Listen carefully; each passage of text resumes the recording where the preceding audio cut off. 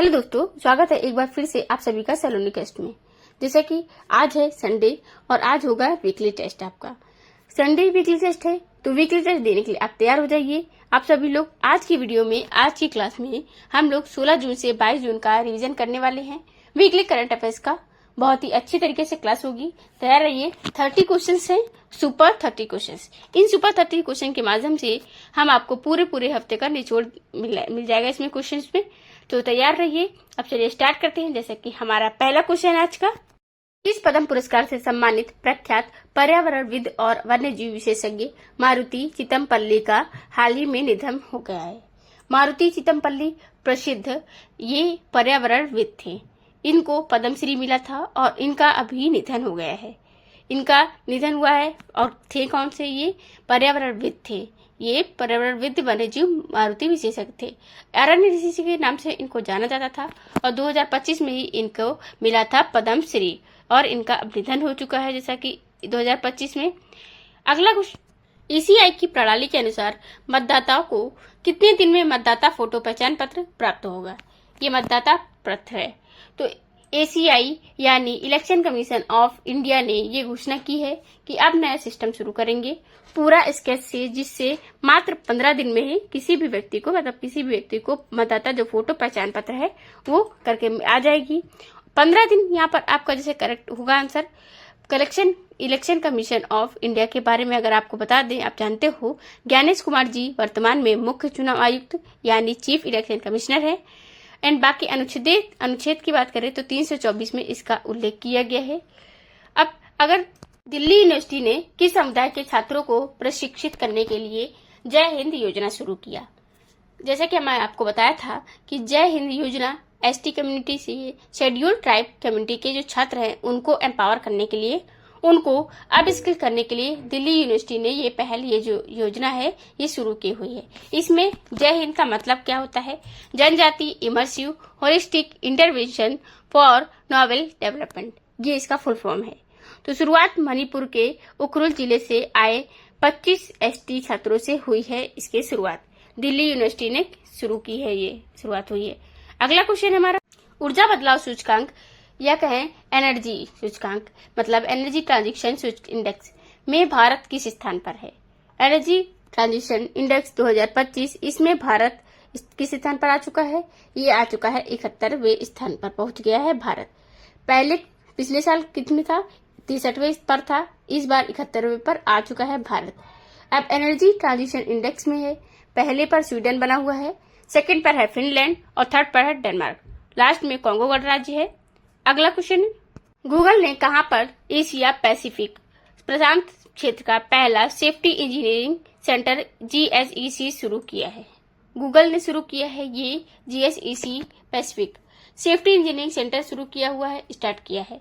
तो Google safety engineering centre ये शुरू किया गया है हैदराबाद तेलंगाना में। ये एशिया पैसिफिक रीजन में अब तक का सबसे बड़ा और पहला है।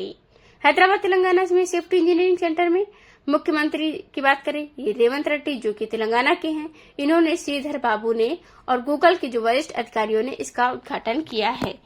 अगर तेलंगाना की बात करें तो तेलंगाना की राजधानी जैसे कि हैदराबाद है और 2 जून 2014 को आंध्र प्रदेश से अलग होकर तेलंगाना राज्य स्थापित किया गया था। तेलंगाना में ही जैसे कि अभी अंतर्राष्ट्रीय पतंग मिठाई महोत्सव आयोजित किया गया था 2025 में। कौन सा? अंतर्राष्ट्रीय पतंग मिठाई महोत्सव तेलंगाना का है ये। चलिए अगला क्वेश्चन हमारा, हाल ही में साहित्य अकादमी ने हिंदी भाषा के लिए युवा साहित्य पुरस्कार किसे दिया है? हिंदी भाषा के लिए ये दिया गया है साहित्य युवा साहित्य पुरस्कार। ये दिया गया किसको? पार्वती तिर्की जी को ये पुरस्कार दिए हुए हैं। ये बाल पुरस्कार भी होता है इसमें। हिंदी भाषा के लिए पार्वती तिर्की को दिया गया है। पार्वती तिर्की को देखिए, अगर बात करें टोटल इन्होंने युवा पुरस्कार दिए हैं 23 और बाल साहित्य पुरस्कार दिए हैं 24 को। 50 का चेक मिला है। अंग्रेजी भाषा के लिए अद्वैत कोठारी को और हिंदी भाषा के लिए ये पार्वती तिर्की को दिया गया है। साहित्य अकादमी देती है ये पुरस्कार। बात पुरस्कार की हो रही है और पार्वती तिर्की को मिला है साहित्य अकादमी का हिंदी भाषा के लिए युवा साहित्य पुरस्कार दिया गया है इस बार। चलिए अगला क्वेश्चन हमारा, प्रधानमंत्री मोदी जी को क्रोएशिया यात्रा के दौरान भारत और क्रोएशिया के बीच में कितने समझौते हुए? तो जैसा कि हमने आपको बताया था कि पीएम मोदी पहले साइप्रस गए थे, फिर कनाडा गए, G7 में हिस्सा लिए और फिर वापस आते समय ये गए क्रोएशिया। तो क्रोएशिया में इन्होंने 4 समझौते किए हैं और भारत और क्रोएशिया के बीच अब हो गए हैं 4 समझौते। में एग्रीकल्चर है पहला और उनमें से रिलेशन रिलेटेड है टेक्नोलॉजी और साइंस में, और इसके अलावा अगर बात करें तो सांस्कृतिक यानी कल्चरल आदान प्रदान क्रोएशिया के जाग्रेब में यूनिवर्सिटी हिंदी पीठ की स्थापना, इन 4 मुद्दों पर यह समझौता हुआ है। यहाँ की राजधानी जाग्रेब होती है, मुद्रा यूरो होती है, ये आपको याद रखना है और ये पूछा भी जा सकता है आप लोगों से। और प्रधानमंत्री जैसे कि आंद्रेज प्लेनकोविच है। यहाँ के महाद्वीप की बात करें तो कौन सा महाद्वीप में लगता है ये देश आता है? यूरोप महाद्वीप में आता है। राष्ट्रपति जोरान मिलनोविक हैं साइप्रस देश के। अगला, हाल ही में बान जलवायु परिवर्तन सम्मेलन 2025 का आयोजन कहाँ पर किया गया? तो बान जलवायु परिवर्तन सम्मेलन सिर्फ ठीक वैसे ही होता है जैसे कॉप होता है, कॉन्फ्रेंस ऑफ पार्टीज वाला, वैसे ही ये भी होता है। ये हर बार होता है। बान कहाँ पर होता है? ये बान जर्मनी का एक शहर है, ये आपको याद रखना है। जर्मनी के बान में होता है बान जलवायु परिवर्तन सम्मेलन। ये भी क्लाइमेट चेंज पर ही होता है जैसे कॉन्फ्रेंस ऑफ पार्टीज होता है यानी कॉप होता है। तो कॉप का भी रिसेंट वाला अगर कॉप 29 कहाँ हुआ था तो ये आपको बताओगे तो कहाँ पर होगा? बाकू अजरबैजान में हुआ था। बाकू अजरबैजान में। पूछा जाएगा कि अगला वाला कहाँ पर होगा? कॉप 30 तो आपको बताना है ब्राजील में। ये आपको याद रखना है, बहुत इंपॉर्टेंट है, पूछा जाएगा आपसे। अगला, केबी की बोर्ड में नियुक्त होने वाली भारत की पहली महिला आर्थिक मामलों की सचिव कौन बनी है? तो ये कौन बन गई हैं? ये बन गई हैं अनुराधा ठाकुर। डी ऑप्शन आपको, जैसे कि ये आपका ए ऑप्शन करेक्ट हो जाएगा, अनुराधा ठाकुर। अनुराधा ठाकुर जो है ये नियुक्त हुई हैं। और माधुरी पुरोहित की बात करें तो ये सेबी के इतिहास में पहली महिला अध्यक्ष बनी थी, ये भी आपको याद रखना होगा। अगला क्वेश्चन है हमारा, ईरान में फंसे भारतीयों को निकालने के लिए भारत सरकार द्वारा शुरू किए गए ऑपरेशन का नाम क्या है? तो ईरान और इजराइल दोनों जगहों से भारतीयों को निकालने के लिए भारत सरकार ने इस बार जो जैसा कि लॉन्च किया है ऑपरेशन, उसका नाम है ऑपरेशन सिंधु। क्या नाम है? ऑपरेशन सिंधु। ऑपरेशन सिंधु नाम है इसका। अब इसके जरिए वहां पर जो फंसे भारतीय होंगे उनको निकाला जा रहा है, भारत निकाल रहा है। ऐसे तमाम प्रकार से ऑपरेशन जो है जैसा कि भारत ने लॉन्च किए हुए हैं। लॉन्च करके भारत ने कई देशों से भारतीयों को बाहर निकाला है।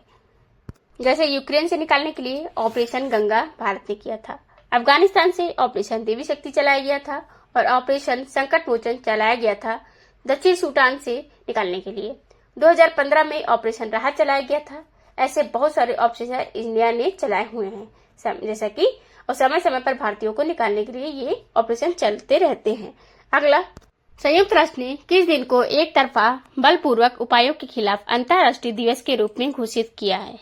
संयुक्त राष्ट्र ने अंतर्राष्ट्रीय दिवस घोषित किया। ये एक तरफा बलपूर्वक उपायों के खिलाफ है अंतर्राष्ट्रीय दिवस। ये 4 जून दिसंबर को घोषित किया गया है, मतलब 4 दिसंबर को पहली बार मनाया जाएगा। और इस बार एग्जाम में पूछा भी जाएगा, इस बार पूछा जाएगा, मीन्स आपको ये याद रखना होगा। जब जब विज्ञान में महिलाओं के लिए अंतर्राष्ट्रीय दिवस घोषित किया गया था तो वो भी पूछा गया था, और जब इस्लामोफोबिया के लिए ये दिवस घोषित किया गया था तो वो भी पूछा गया था। तो जो भी नया दिवस घोषित किया जाता है यूएन के द्वारा तो वो आने वाले एग्जाम में पूछा जाता है। जैसे कि ये 4 दिसंबर आपको याद रखना है, एक तरफा बलपूर्वक उपायों के अंतर्राष्ट्रीय दिवस इस बार पहली बार ही मनाया जाएगा। 4 दिसंबर को जब आएगा इसको मनाया जाएगा पहली बार 2025 में। अगला क्वेश्चन, हाल ही में केंद्रीय मंत्री नितिन गडकरी जी ने कितने रुपए का फास्ट टैग NHAI वार्षिक पास लॉन्च किया है? जैसा कि वार्षिक पास लॉन्च किया गया है, ये 3000 रुपए का वार्षिक पास ले लो और 2200 चक्कर, जैसे बाल टोल होता है ना, टोल क्रॉस करो फ्री में। तो टोल क्रॉस करो यानी कि अब ये 1 साल के टाइम में, मतलब 1 साल के अंदर 200 बार 1 साल के अंदर आप, यानी कि एक टोल क्रॉसिंग का जो आपका कितना रुपए पड़ा होगा वो रुपए 15 का मात्र पड़ेगा, क्योंकि टोटल पूरा 1 साल का आप चार्ज ले रहे हो 3000 का, उसमें से आप 200 बार पूरे साल भर में टोल क्रॉस कर सकते हो। तो लेकिन ये सिर्फ नेशनल हाईवेज पर लागू होगा और जो स्टेट हाईवेज है उन पर नहीं। दूसरी बात ये भी है, इसमें अभी जो लागू किया गया है ये सिर्फ 200 चक्कर के लिए होगा। 200 के लिए होगा, मतलब ऐसा नहीं है कि आप साल भर में के लिए, मतलब ये पूरा फ्री कर लोगे। 200 यूनिट जैसे ही आपका पार होता है। अब आप समझो कि एक नेशनल हाईवे पर आप चढ़ते हो और एक बार उतरते हो तो 2 बार टैक्स देना पड़ता है। एक बार एंटर करोगे तब, एक बार जब एग्जिट करोगे तब आप, इसलिए एक ही बार अगर आप जाते हो तो उसका 2 हो गया ऐसे ही। तो ये आपको ध्यान रखना है, आपको कई बार रिन्यूअल करा सकते हो, ये आपके पास ऑप्शंस होगा कि मतलब 200 आपका कंप्लीट हो गया तो आप रिन्यू कर सकते हो दोबारा से, अगर साल भर में पूरा हो गया तो आप दूसरा ले सकते हो। 15 अगस्त ये प्रभावी होगा, मतलब 15 अगस्त से लागू हो जाएगा, ये भी आपको ध्यान रखना है। अगला क्वेश्चन है, हाल ही में किस राज्य में भारत के सबसे बड़े गति शक्ति मल्टी मॉडल कार्गो टर्मिनल का उद्घाटन किया गया?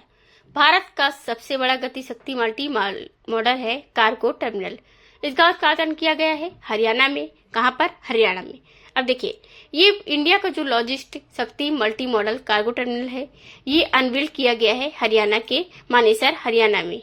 रेल मंत्री अश्विनी वैष्णव जी ने इसका उद्घाटन किया है और इसकी जो क्षमता की बात करें पावर की, तो ये 4,50,000 वाहन एक साथ की है, इसकी क्षमता है हरियाणा की। हरियाणा की अगर सीएम की बात करें तो यहाँ के नायब सिंह सैनी हैं, बंडारू दत्तात्रेय यहाँ के गवर्नर हैं हरियाणा से ही जो हमारे खिलाड़ी हैं जो भाला फेंक में गोल्ड मेडल जीते थे टोक्यो ओलंपिक में पहली बार, कौन थे? ये नीरज चोपड़ा, ये भी हरियाणा से ही है। अगला क्वेश्चन हमारा, हाल ही में किस राज्य में भारत की पहली मोबाइल आधारित ई वोटिंग प्रणाली शुरुआत की गई है इसकी? बेस्ट ई वोटिंग सिस्टम ये शुरू किया गया है बिहार में। बिहार में पहली बार टेस्टिंग कर रहा है ECI यानी कि इलेक्शन कमीशन ऑफ इंडिया। इसके द्वारा जो स्टेट कमीशन इलेक्शन कमीशन होता है बिहार का, उसने ये शुरू किया हुआ है। सबसे पहले नगर निकाय आयुक्त में, ये आपको ध्यान रखना है किस प्रकार के इलेक्शन में, क्योंकि बिहार में अभी विधानसभा चुनाव भी होने वाले हैं। तो शुरुआत कहाँ से हो रही है? बिहार के जो नगर निकाय चुनाव है उनमें से शुरुआत हो रही है। ये होता है नगर निकाय का चुनाव, एक होता है ग्राम पंचायतों का चुनाव और फिर होता है एक विधानसभा का यानी विधायकों का चुनाव। तो नगर निकाय चुनाव में ये लागू की जाएगी व्यवस्था, ये बात आपको ध्यान रखनी है। राज्य निर्वाचन आयुक्त दीपक प्रसाद ने इसकी घोषणा करी हुई है। और अगर पूछा जाए कि कौन सा कोई देश है जो ये ऐसा कि पूरे देश में ई वोटिंग सफलतापूर्वक जहाँ पर, तो ई वोटिंग प्रणाली जो है एस्टोनिया नाम का एक यूरोपीय देश है, वहां पर लागू है। पूरे देश में ये ई वोटिंग होता है। यहाँ पर कुछ स्पेशल अगर हम कंडीशन में ई वोटिंग की शुरू की गई है, जैसा कि यहाँ पर बिहार राज्य में। अब बिहार की बात करें तो ये बिहार की राजधानी है पटना। नीतीश कुमार यहाँ के गवर्नर हैं, CM हैं। गवर्नर की बात करें, गवर्नर है यहाँ के आरिफ मोहम्मद खान।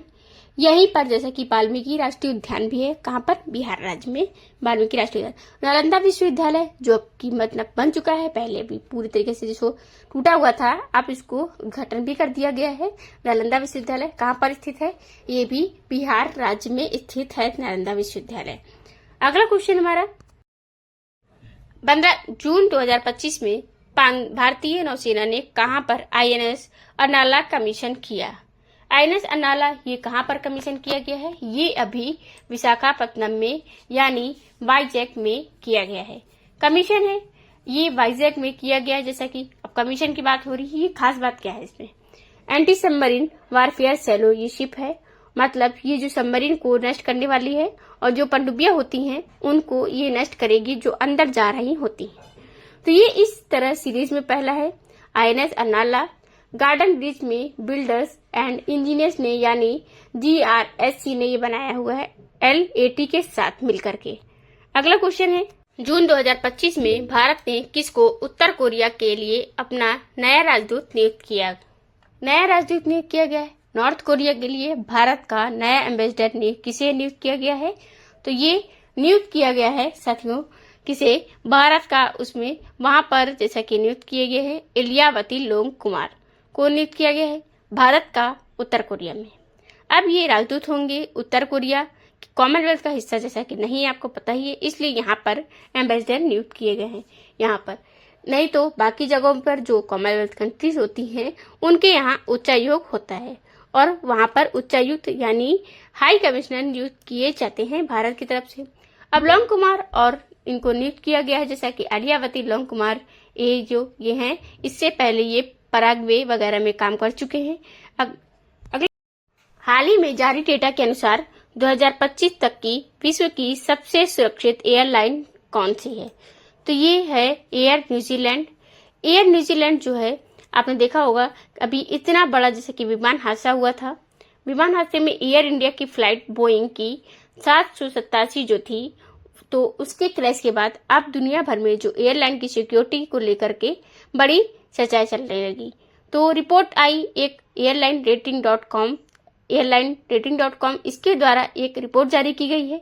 इसमें बताया गया कि एयर न्यूजीलैंड जो है ये सबसे सेफेस्ट एयरलाइन है, फिर क्वांटास है, और फिर कैथे पैसिफिक है, और कतार एयरवेज है, एमिरात, फिर वर्जिन एयरवेज है, ऑस्ट्रेलिया है, फिर है कौन सी, इतिहाद एयरवेज, एएनए है, ईवा है, कोरियन है, अलास्का है, ये सभी हैं। अगर भारत में अगर पूछा जाए कि टॉप 25 की लिस्ट में जारी किए थे भारत की कौन कौन सी एयरलाइन इसमें शामिल थी, तो टॉप 25 में केवल 2 हैं, एक इंडिगो एंड एक है एयर एशिया। एयर एशिया आप जानते हो एयर इंडिया में ही मर्ज हो गई है। अगला क्वेश्चन हमारा, हाल ही में साइबर सुरक्षा अभ्यास का जो आयोजन है ये किस मंत्रालय द्वारा किया गया है? मंत्रालय ने किया। साइबर सिक्योरिटी, तो सिक्योरिटी की अगर बात करें तो रक्षा की बात आ रही है, रक्षा मंत्रालय है। तो रक्षा मंत्रालय ने अभी साइबर सिक्योरिटी एक्सरसाइज किया है देश में साइबर अटैक के मामलों को कम करने के लिए, या कहें साइबर अटैक कोई बड़ा करता है या उसे बचने के लिए तो प्रिपेयर होने के लिए केंद्रीय रक्षा मंत्रालय ने ये किया हुआ है। 16 से 27 जून तक ये चलेगा, कई स्टेज में है, मल्टी स्टेज एक्सरसाइज है। अब रक्षा मंत्रालय की बात आई है तो रक्षा मंत्री है, रक्षा मंत्री वर्तमान में कौन है भारत के, वो है राजनाथ सिंह जी। अगला क्वेश्चन है, international big cat alliance IBCA के पहले अध्यक्ष के रूप में किसे चुना गया है? अब कैट अलायंस के पहले अध्यक्ष के रूप में चुने गए हैं मंत्री जी हैं भूपेंद्र यादव जी को। केंद्रीय मंत्री हैं, केंद्रीय पर्यावरण मंत्री हैं ये भूपेंद्र यादव जी। इनको इंटरनेशनल बिग कैट अलायंस का अध्यक्ष चुना गया है। आपको पता होगा इंटरनेशनल बिग कैट अलायंस अभी हाल ही में भी बना है। ये कब बना था? 2024 में भारत ने इसकी पहल की है। इसमें 9 मुख्य कंट्रियां थी, दक्षिण अफ्रीका के बहुत सारे देश जैसे इसमें शामिल हैं, और भारत है। भारत की अध्यक्षता में बनाया गया है ये big cats alliance. Big cats मतलब कि शेर, तेंदुआ, टाइगर, चीता, ये सभी जो हैं जानवर, बड़ी बिल्लियां हैं, शामिल होती हैं। तो SP यादव को जैसा कि IBA का महानिदेशक और भूपेंद्र यादव को IBA का अध्यक्ष नियुक्त किया गया है। IBCA की सभा की पहली बैठक हुई थी कहाँ? तो ये टोटल सदस्यों की संख्या अब 9 है हाल ही में। अब अगला क्वेश्चन हमारा, हाल ही में आयोजित म्यूनिक ISSF विश्व कप 2025 में भारतीय निशानेबाजों ने कितने पदक जीते हैं? टोटल पदक की बात हो रही है। म्यूनिक ISSF विश्व कप, इसमें भारतीय निशानेबाजों ने टोटल जीते हैं कितने? म्यूनिक में जीते हैं 4 मेडल, 2 मेडल गोल्ड और 2 सिल्वर, 2 गोल्ड और 2 सिल्वर जीते। अब ये 2 गोल्ड और 2 ब्रॉन्ज आया है। अब 4 मेडल आए हैं टोटल। सिर्फ तीसरे स्थान पर भारत रहा है। इससे पहले जो हुआ था चाइना टॉप पर रहा था, नॉर्वे दूसरे पर, तीसरे पर भारत रहा। इससे पहले भी अभी ब्यूनस आयर्स में हुआ था तो उसमें भारत ने 8 मेडल जीते थे, जिसमें 4 गोल्ड थे और 2 सिल्वर 2 ब्रॉन्ज थे। इसका आधा इस बार हुआ है। पेरू में जब हुआ था तो उसमें टोटल 7 मेडल आए थे, 2 गोल्ड, 4 सिल्वर और 1 ब्रॉन्ज था। जिसमें अगला, हाल ही में कौन सी team FIDE world rapid team championship का खिताब जीतने वाली पहली भारतीय टीम बनी है? चैंपियनशिप का खिताब जीतने वाली पहली भारतीय टीम कौन सी बन गई है? FIDE वर्ल्ड रैपिड की बात हो रही है। टीम चैंपियनशिप अभी हुआ है, इसको जीत लिया है MGD1 टीम ने। MGD1 टीम जो है ये अर्जुन एक्सी इसमें शामिल थे और इसमें चैंपियनशिप जीत ली है, world rapid team championship FIDE का। FIDE अंतर्राष्ट्रीय संस्था जिसके द्वारा सारे प्रकार के वर्ल्ड टेस्ट चैंपियनशिप आयोजित कराए जाते हैं। अभी 1 महीने पहले जैसे कि वर्ल्ड चैंपियन जो बने थे डी कोकेश, जो कि दुनिया के सबसे कम उम्र के वर्ल्ड चैंपियन बने थे। भारत के सिर्फ दूसरे वर्ल्ड चैंपियन बने थे। वर्ल्ड शतरंज चैंपियन बने थे, चेस के अब चैंपियन बने थे तो 18 वर्ष की उम्र थी उनकी और 18वें चैंपियन भी थे पूरी दुनिया के। खैर, और भारतीय grand master Arjun Erigaisi, non playing captain S Srinath इस टीम ने हिस्सा लिए थे। टोटल MGD1 टीम भारतीय टीम की जीत हो गई है। अगला क्वेश्चन हमारा, किस महिला को ब्रिटेन की खुफिया एजेंसी M16 की पहली महिला प्रमुख नियुक्त किया गया है? MI6 ब्रिटेन की खुफिया एजेंसी है और इसके 100 से ज्यादा सालों के इतिहास में आज तक किसी भी महिला को स्नेह प्रमुख नहीं नियुक्त किया गया है और अब जाकर के इन्होंने ब्लेस मैट्रिवेली को नियुक्त किया है। अब देख सकते हो MI6 appoint first female chief in 116 साल की हिस्ट्री में, 116 साल के इतिहास की बात हो रही है, अभी तक किसी भी महिला को नहीं नियुक्त किया गया था।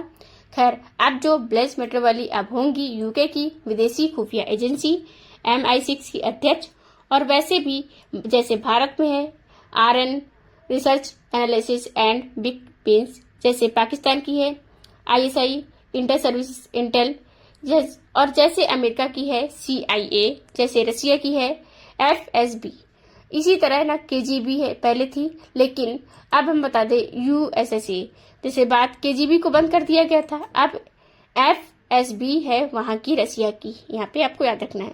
इसके अलावा भी अलग अलग देशों की अलग अलग खुफिया एजेंसी है। भारत में अगर बात करें तो ये विदेशों के लिए ठीक है, इंटरनेशनल मामलों के लिए जैसे भारत में बात करें तो IB है और भी बहुत सारे छोटे मोटे विंग्स होते रहते हैं, हम लोग को खुद भी नहीं पता होते हैं, जैसे कि क्योंकि किसी को भी इंडियंस को नहीं पता रहते हैं कि इंडिया में कितनी एजेंसियां काम कर रही हैं। तो जो सीक्रेटली काम कर रही होती हैं किसी पर्टिकुलर टास्क को लेकर के अलग अलग से स्पेशल बना दी जाती हैं, ये टीम होती है। और जैसा कि अगला क्वेश्चन हमारा 2025 में किस क्रिकेट एसोसिएशन ने बनी हॉप बाउंड्री कैच को अमान्य घोषित किया है। जो बनी हॉप बाउंड्री है, बनी हॉप बाउंड्री इसे कहते हैं। जैसे क्या होता है न, कई बार जो खिलाड़ी जो जा रहा होता है और स्टेडियम के ऊपर जो कैच लेता है उछल करके और उसको आगे फेंक देता है, उसके बाद फिर स्टेडियम में जाता है, बाहर जाता है और बाउंड्री के बाहर जाता है और उसको कैच ले लेता है, इसे कहते हैं बनी हॉप। तो वो कैच मान लिया जाता है अगर वह बाउंड्री को टच ना किया हो, हवा में हो, तो हवा अगर बाउंड्री के उधर भी है तब भी मान लिया जाता है। तो इसको अभी मेलबर्न क्रिकेट क्लब ने कहा कि भाई अब ये नहीं चलेगा। मेलबर्न क्रिकेट क्लब MCC बहुत सारे नियम कानून वगैरह बनाती है और यही नियम कानून वगैरह जब लागू भी होते हैं, बनी हाफ कुछ इस प्रकार से होता है। जैसे कि हम बता दें आपको कि ये जो बाउंड्री पर होता है, बाउंड्री के उस पार कैच होता है और उछाल दिया जाता है, उछाल करके उसके बाद ये जो बाउंड्री के अंदर जाते हैं और वापस आई, जब गेंद नीचे गिरी तो वापस आकर बाउंड्री के अंदर इन्होंने कैच ले लिया, इसे कहते हैं बनी हॉफ कैच कहा जाता था।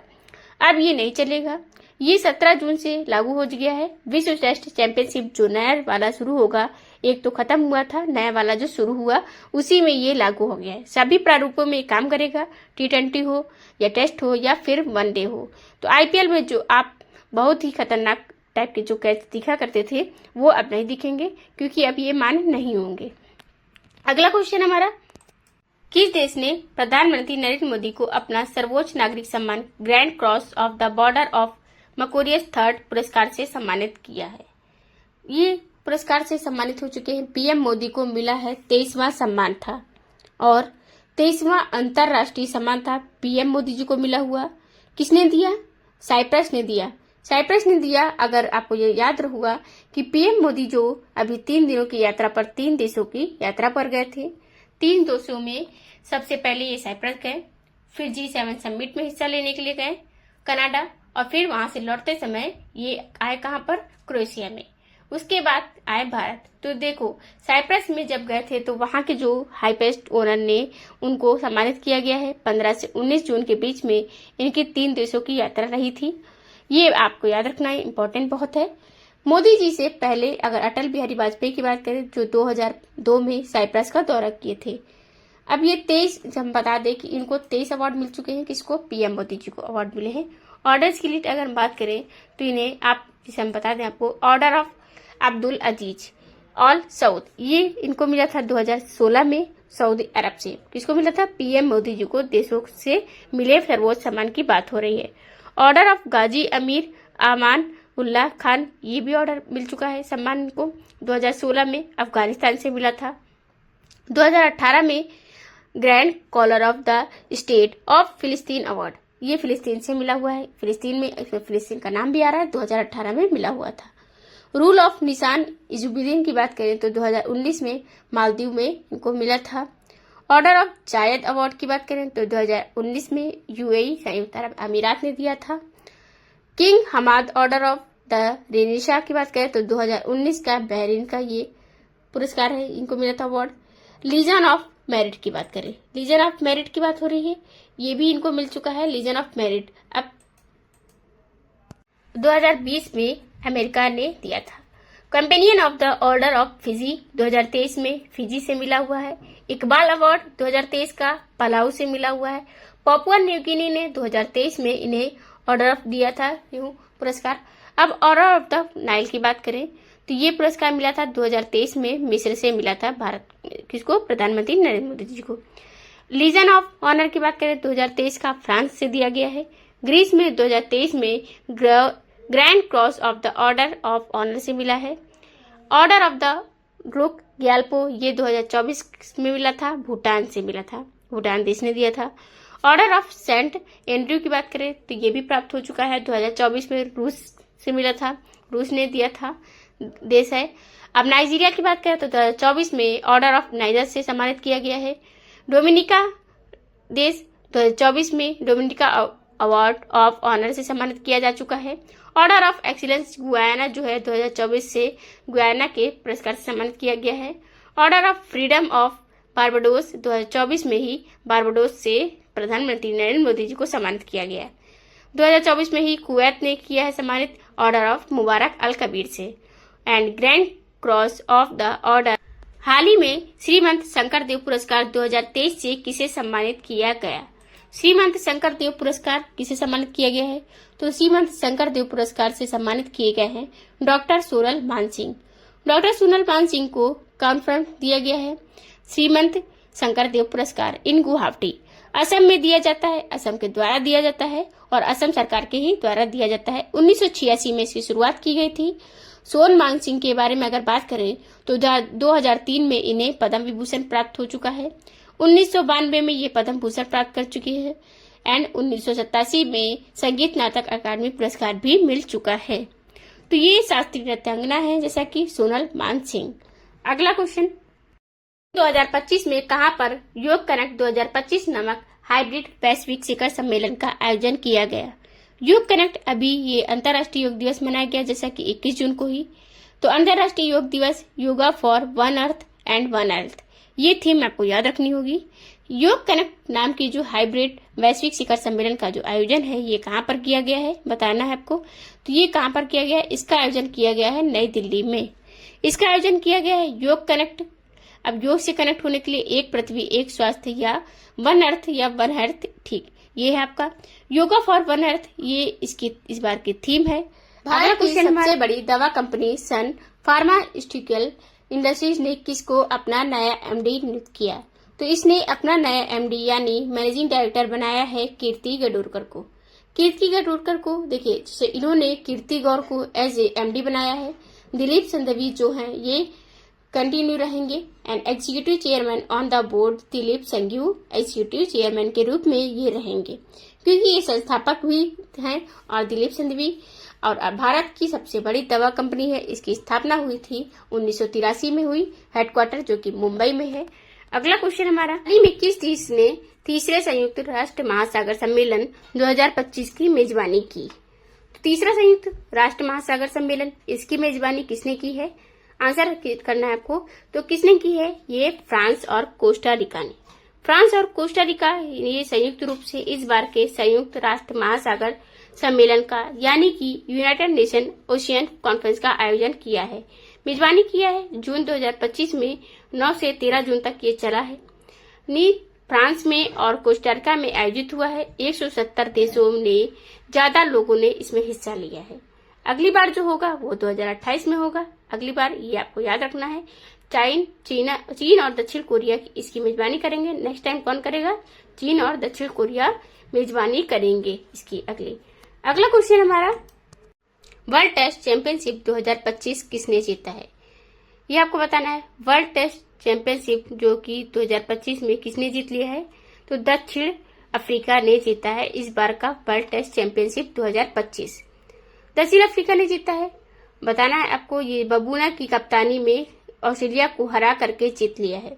वर्ल्ड टेस्ट चैंपियनशिप पहली बार अफ्रीका ने जीता हुआ है, साउथ अफ्रीका ने 2025 का विजेता रहा है। तो इसका जो तीसरा आईसीसी फाइनल था और आईसीसी ये जो फाइनल ये चैंपियन बन गया है वेल्स इंटरनेशनल कप के नाम से जाना जाता था 1998 में, जिसे जीता था लास्ट बार आईसीसी का ट्रॉफी। और अब जाकर 27 साल बाद इसने वर्ल्ड टेस्ट चैंपियनशिप का खिताब जीता है। इस बार का यह तीसरा वर्ल्ड टेस्ट चैंपियनशिप था। पहला आप जानते हो न्यूजीलैंड ने जीता था, ये आपको याद रखना है। पहला न्यूजीलैंड ने जीता है, सेकंड वाला जो है जीता है ऑस्ट्रेलिया ने। ऑस्ट्रेलिया एक बार फिर से फाइनल में था, ऑस्ट्रेलिया एक बार फिर से जैसे फाइनल में, लेकिन इस बार फाइनल हार गया। और इस बार जीता है साउथ अफ्रीका ने। दक्षिण अफ्रीका ने जीत लिया है इस बार का। पहला न्यूजीलैंड, दूसरा ऑस्ट्रेलिया, दक्षिण अफ्रीका तीसरा। तीनों संस्करण में मतलब पहला दूसरा तीसरा, ये आपको याद रखना है। और जैसे कि विजेता की बात करें तो उप विजेता दूसरों में मतलब न्यूजीलैंड में और ऑस्ट्रेलिया में कौन कौन से थे। भारत उप विजेता रहा था। दक्षिण अफ्रीका जो कि 2025 का, उसमें ऑस्ट्रेलिया इस बार उप विजेता था।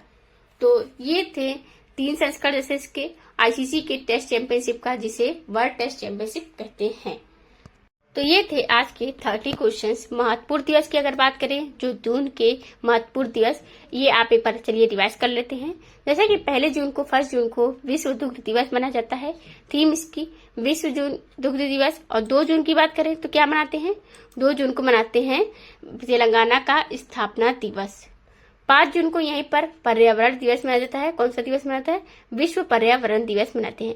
खाद्य सुरक्षा दिवस मनाते हैं 7 जून को। 8 जून को मनाया जाता है विश्व महासागर दिवस। 11 जून को अंतर्राष्ट्रीय खेल दिवस मनाते हैं। 12 जून को विश्व बाल श्रम निषेध दिवस मनाया जाता है। और 14 जून को विश्व रक्तदाता दिवस मनाते हैं। 15 जून को आसियान डेंगू दिवस। 17 जून को विश्व मरुस्थलीकरण दिवस। और जैसा कि 18 जून को हमारे हम बात करें तो ये ऑस्ट्रिक्स कोहरा दिवस मनाते हैं। और शरणार्थी दिवस की बात करें तो ये 20 जून को मनाया जाता है। तो इसी समय हम कुछ आयोजन और सम्मेलन का भी रिवाइज कर लेते हैं। जैसा कि बान जलवायु परिवर्तन सम्मेलन 2025 का जर्मनी में हुआ है। योगा कनेक्ट 2025 अंतर्राष्ट्रीय सम्मेलन नई दिल्ली में। तीसरा संयुक्त राष्ट्र महासागर सम्मेलन फ्रांस और कोस्टारिका में। G7 शिखर सम्मेलन जैसा कि 2025 का अल्बर्टा कनाडा में आयोजित किया गया है। 22वां सांग्री ला वार्ता या एशियाई सुरक्षा शिखर सम्मेलन 2025 शिखर सम्मेलन अब ये सिंगापुर में आयोजित हुआ है। Rising north east investor summit 2025 का जो आयोजन हुआ है वो नई दिल्ली में। विश्व हाइड्रोजन शिखर सम्मेलन नीदरलैंड में। तीसरा भारत 6G अंतर्राष्ट्रीय सम्मेलन 2025 का आयोजन नई दिल्ली में आयोजित किया गया है।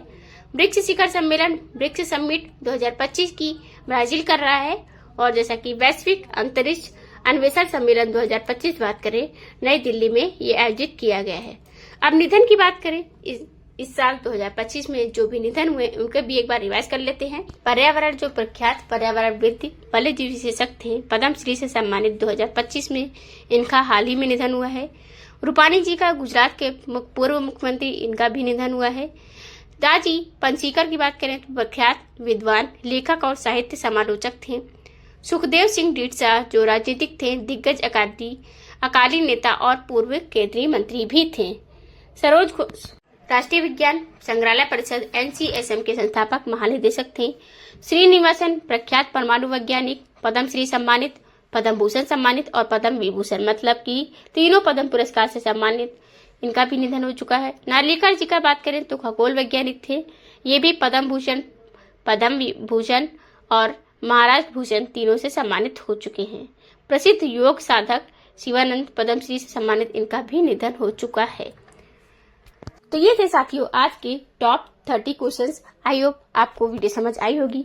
अगर वीडियो अच्छी लगी हो आपको तो लाइक एंड शेयर जरूर कीजिएगा।